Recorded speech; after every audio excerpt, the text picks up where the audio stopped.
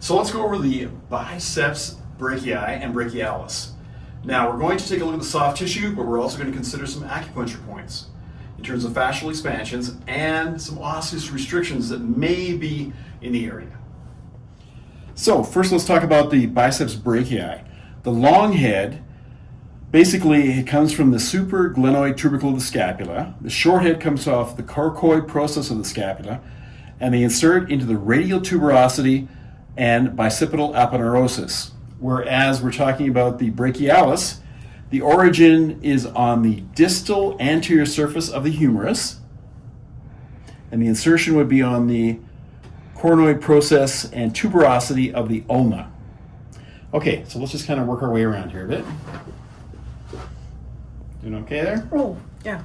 Quite a bit. Okay, so we'll do a little bit of pin and stretch stuff here.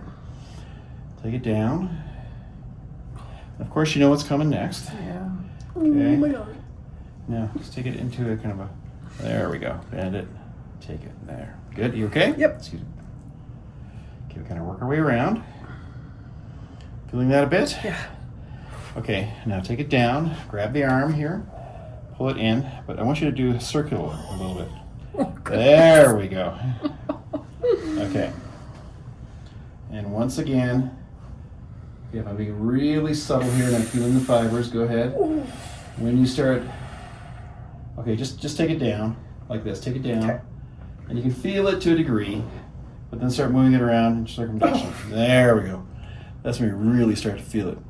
So in terms of innervation, the biceps brachii, this would be the musculocutaneous nerve with some contribution from the median nerve, whereas the brachialis is musculocutaneous nerve with just a minor part from the radial nerve. You okay? Mm-hmm. Good. Down again.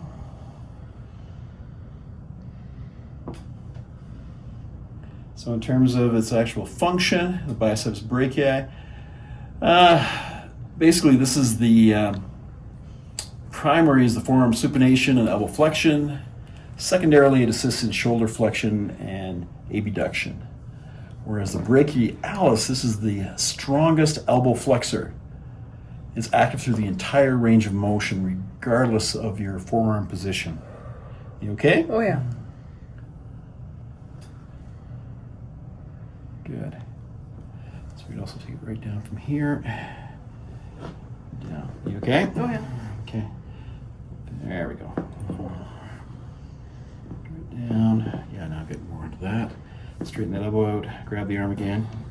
Take it around. Good. You okay? Oh, yeah. Good. Excellent. So let's talk about a little bit of traditional Chinese medicine in terms of acupuncture points.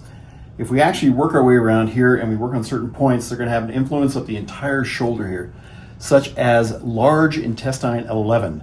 Now, we have fascial expansion videos on all the points throughout the shoulder, and we'd be considering about 5 or 6 different points here, but I'm just going to show you a couple here. So if we go into large intestine 11, work our way around the crease side, right in there.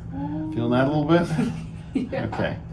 So I'm not just getting in there. I couldn't move it around clockwise, counterclockwise for 30 seconds and 3 minutes, but if I start using a little bit of motion at the same time, we're going to find a lot more influence. Mm-hmm. And it's kind of interesting too. We move up from here a little bit. We have large intestine 12, and if I actually take it from this point, and then I start moving through the arm and releasing that, we can actually get into these areas where we have thickenings and where we have the acupuncture point.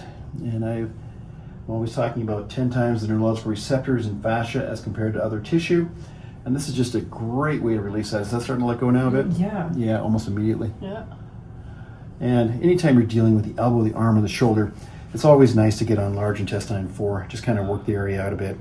This will help to reduce pain throughout the entire body, help to reduce inflammatory responses, decrease sympathetic activity, make parasympathetic activity more dominant. Good. At the same time we're going through this, anytime I'm looking at the elbow, I would also get on the joints, start moving around a bit, open it up, get on both the elbow, both sides. And I'd also consider getting on the shoulder joint, working my way around here, but I would also consider any restrictions that may be in the thoracic spine, so spinal manipulative therapy, and in the cervical spine. So do not limit yourself to just that structure, because we have a problem here. Look farther up the kinetic chain and consider these areas too.